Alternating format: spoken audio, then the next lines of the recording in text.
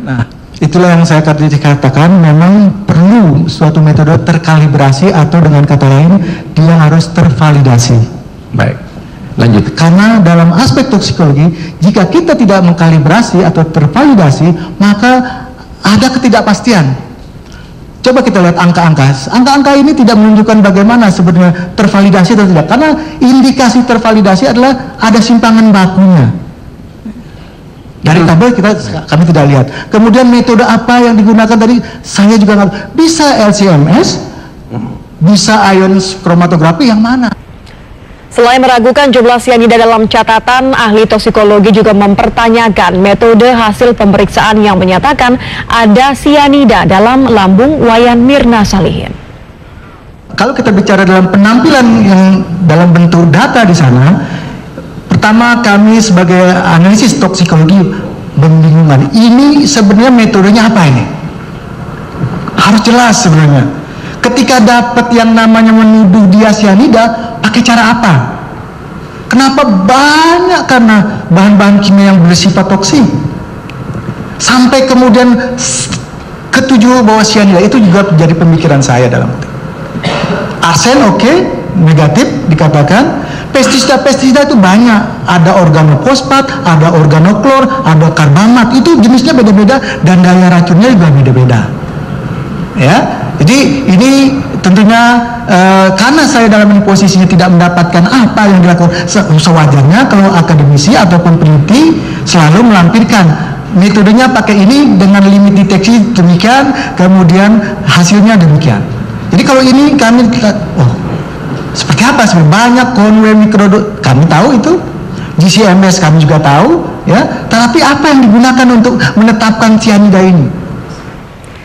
Selain beberapa data yang dianggap berbeda dengan data yang dipaparkan oleh ahli toksikologi sebelumnya di sidang sebelumnya, sidang ke-20 kasus pembunuhan Mirna Salihin ini juga yang tadi menghadirkan ahli toksikologi kimia Budiawan menyatakan bahwa zat kimia apapun yang masuk ke dalam tubuh seharusnya bisa dilacak keberadaannya, termasuk sianida. Jika zat tiosinat ini sebagai produk metabolisme sianida tidak ditemukan, maka zat sianidanya ini seharusnya bisa dilacak. Kondisi dinding lambung, ya. Di lambung ada mukosa juga. Betul. Ada mukosa juga. Nah, ada. Tadi mukosa di lidah korosif. Ya. Di kerongkongan ada mukosa nggak? Ya. Ada. Nah, ya. Di lambung, betul. Menurut saudara korosif tidak. Kenapa saya jawabnya tidak? Karena ketika pH 13 masuk ke lambung ternetralisir dulu, makanya pH-nya 5. pH 5 tidak akan menyebabkan. Jangan berpikir begini, oh ini masuk 13 kan 13 merusak bagian lambung. Tidak, ada asam di sana. Ya, saudara ada bahan kajian. Ya. Ada visum et repertum.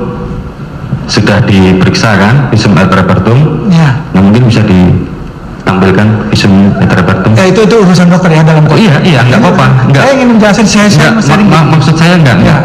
Coba jangan urusan dokter kan saya katakan. Bukan, maksud saya jangan saya bawa dalam konteks. Enggak, maksud saya coba diperlihatkan dulu biar perlihatkan supaya saya sudah dijawab ya sama ya, jangan paksa ahli ya. Iya. Ya, karena enggak saya nggak mau itu. Ahli jawab. Iya. Ya, yang konteksnya itu konteksnya beda saya katakan. Kami hanya menjelaskan ini. Begini, yang ditanyakan sama penuntut umum itu pH 13 itu kan yang ada di gelas. Iya. Kan? Ketika masuk lewat mulut sampai perut diteralisir menjadi 5 kan gitu. Itu poinnya. Ya. Oke. Menurut jawaban ahli. Ya. Jangan dipaksa masuk 13 sampai perut 13. Iya, begitu betul. Dalam persidangan tadi, saudara, jaksa juga mempertanyakan apa yang terjadi saat racun sianida masuk ke dalam tubuh. Menurut ahli toksikologi kimia Budiawan, racun sianida baru akan bereaksi setelah diserap oleh tubuh di dalam lambung. Ia sepenuhnya yakin bahwa tidak ada proses penyerapan apapun yang terjadi sebelum zat sianida mencapai lambung. Proses di kerongkongan seperti apa? Ya mengalir aja dia. Kalau dia, apakah juga terjadi proses yang tadi saudara cerita? Harusnya begitu. Kalau dia pH-nya tinggi, terjadi loh, kan dia kontak gitu. Oh, korosif juga? Ya harus mengalami itu. Nah, ya di lambung itu ada proses penyerapan ke usus halus, ya ke usus besar dan kemudian diedarkan. Jadi proses absorpsi terjadi di lambung pertama-tama agar dia bisa masuk ke target organ yang lain. Jadi gerbang utamanya kalau melalui imesi ada di lambung. Apakah dalam proses itu tidak ada proses absorpsi? Enggak lah. Dalam persidangan tadi, Saudara, jaksa penuntut umum dan saksi, maksud kami ahli toksikologi kimia Budiawan sempat memperdebatkan mengenai efek korosif dari racun sianida. Menurut Budiawan, sifat korosif racun sianida ini sangat bergantung pada besarnya keasaman pH dan juga dosis yang masuk ke dalam tubuh. Ya kalau misalnya pH-nya lebih dari, sebut sajalah pH-nya lebih dari 11 atau 13 kan, ya tentunya ada gejala istilahnya kayak seperti mungkin dalam hal ini seperti korosif seperti itu. Iya, korosif itu kan bentuknya korosif. Iya. Nah, gejalanya menurut saudara tadi kalau di kulit kan tadi. Iya mungkin. Nah, kalau seandainya melalui jalur oral, kami jelaskan. Nah, terhadap kondisi gejala fisik yang saudara tadi kan selaku ahli toksikologi kan kita bicara dalam konteks apa, pH-nya atau dalam konteks natrium? Ya silakan, pH-nya boleh. Kalau dia pH-nya biasa saja misalnya 11 itu nggak ada pengaruh karena pH-nya tinggi 13. pH-nya tinggi, itu pun saya meragukan dengan konteks itu. Bukan meragukan, maksudnya ini kan saudara jelaskan. Ya. Beginilah, Bapak penuntut umum, jadi Bapak jaksa. Jadi kalau kita sama saja kalau kita namanya minum natrium hidroksida atau deterjen, jelaslah kerongkongan terhadap ini apa namanya nggak ada mulut, gimana dia bisa ke mulut, orang langsung ke dalam kok. Nah kalau mamanya meminum secara oral kan pasti melalui lidah. Kan disedot gitu kan ke sini. Nah apakah disedot itu tidak melalui apa jalur oral dulu? Ya tapi bukan maksudnya dikumur-kumur gitu. Tidak dong. Sedotan apa? Tapi apakah langsung sedotannya sampai ke ini? Aduh, itu kan enggak, pasti akan melalui mulut, pasti. Ya jelas namanya jelas. Melalui mulut, tapi maksud saya tidak seperti tadi sebentar. Enggak, kalau kan melalui mulut. Tapi tidak maksud saya begini rusak sini tidak. Oh iya. Tapi melalui mulut artinya ada interaksi dengan organ-organ yang ada di mulut. Iya. Nah kaitannya dengan saudara tadi menjelaskan bahwa ada korosif di apa namanya di kulit. Tidak hanya mengenai efek korosif, Saudara, ahli toksikologi Budiawan dan juga jaksa terlibat debat mengenai tingginya unsur natrium dalam tubuh Mirna dari hasil pemeriksaan forensik. Keduanya berdebat mengenai asal natrium masuk ke dalam tubuh Mirna. Dalam kasus ini, di situ dijelaskan bahwa di lambung ditemukan natrium itu lebih dari 950 ya, 950 mg per liter. Apakah itu mungkin sisa dari NaCN yang ada di dalam minuman kopi sebelum diminum? Memungkinkan tidak? Keadaan itu. Kita jangan dari analisa kan ini natrium itu logam yang umum di dalam kan ada beberapa hipotesa lah ya dari keadaan ini. Enggak harusnya ya harusnya ditelusuri dulu riwayat hidup sebelumnya tuh dia makan apa, minum apa. Itu penting kenapa? Dia minum Vietnamese ice coffee sebelum dia minum itu. Sebelum minum itu harus di trace dulu. Oh iya dong, karena memang ada pengaruh apa? Kan natrium. Kita bicara natrium kan, semua makanan zat makanan. Apa saja yang mengandung natrium? Wah hampir semua makanan itu. Contoh paling beratnya ya, yang paling. Ya kalau kita makan aja pakai garam. Garam salah satu ya. Garam. Dan minum mengandung natrium, soda mengandung natrium. Katakanlah kalau kita fokus di kasus ini dengan data-data yang ada, memungkinkan tidak natrium Na itu lebih dari 950 mg per liter itu dimungkinkan merupakan sisa dari NaCN yang ada dalam Vietnamese ice coffee? Saya tidak bisa menjawab itu. Tidak bisa menjawab. Karena fakta itu harus ada datanya mungkin. Lengkap. Oke, kalau data kurang lengkap, kesimpulan pun bisa salah. Sepakat. Oke. Di urin korban di sini kan terdapat 2.300 mg per liter natrium. Urin korban 2.300 ya, yang bawah ini 2.300 natrium. Apakah mungkin ini berasal dari NaCN yang terserap juga? Kita berandai-andai. Jangan berandai-andai. Dari keilmuan Anda. Ya dari keilmuan saya natrium itu bisa sumber dari mana-mana. Bisa sumber. Baiklah. Keadaan normalnya berapa memang? Keadaan normal dari urin untuk 2.300 ini apakah normal? Ya memang itu tidak normal. Tidak normal ya. Keadaan-keadaan apa saja yang bisa mengakibatkan itu tidak normal? Salah satunya apakah NaCN? bukan salah satu sumber paparan awalnya tadi saya katakan harus di tracer dulu ketika pagi hari sampai siang hari dia memakan apa, katakanlah memang ada ya. gitu.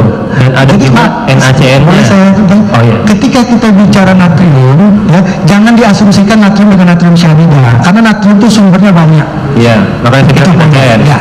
Ya, apa dalam kasus ini apakah memungkinkan? Katakanlah kan ini tidak normal ya 2.300 ini.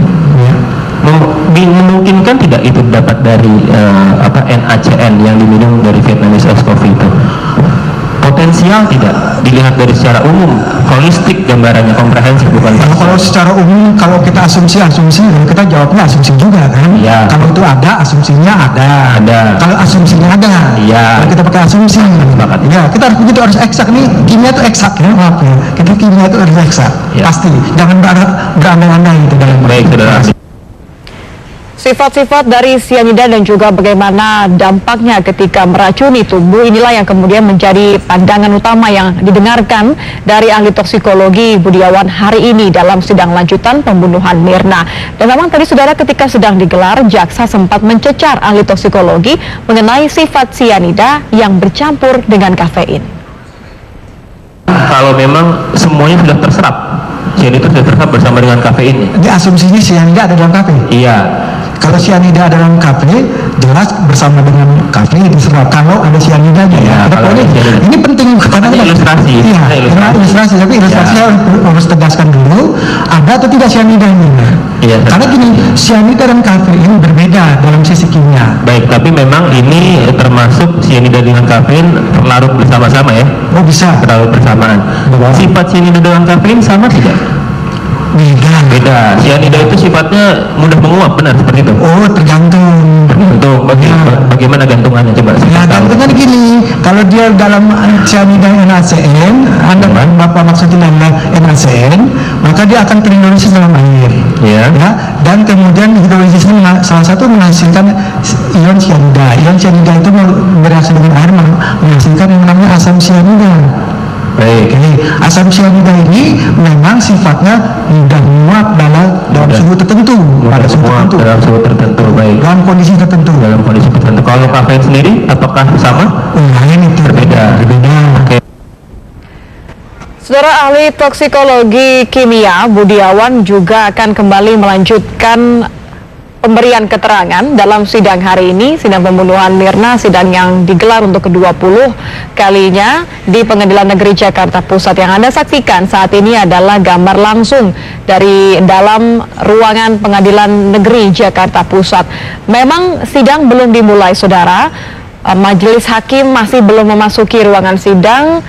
Namun memang dari jaksa penuntut umum sudah duduk, kemudian juga kuasa hukum dari terdakwa Jessica Kumala Wongso sudah berada di tempatnya. Ahli toksikologi kimia Budiawan juga sudah duduk di tempatnya siap memberikan lanjutan keterangan dari yang sudah ia lakukan sejak tadi pagi, saudara. Memang ada beberapa hal yang dianggap berbeda dengan keterangan ahli toksikologi sebelumnya yang dihadirkan oleh jaksa penuntut umum. Di antaranya adalah mengenai metode laboratorium forensik yang dianggap oleh Budiawan tidaklah tepat. Kemudian juga mengenai hasil perhitungan konfirmasi yang dilakukan oleh Budiawan, ini berbeda dengan data yang dipaparkan oleh ahli toksikologi sebelumnya. Salah satunya adalah tadi ada Nur Samran yang mengatakan beberapa fakta yang berbeda dicoba dipatahkan oleh Budiawan hari ini.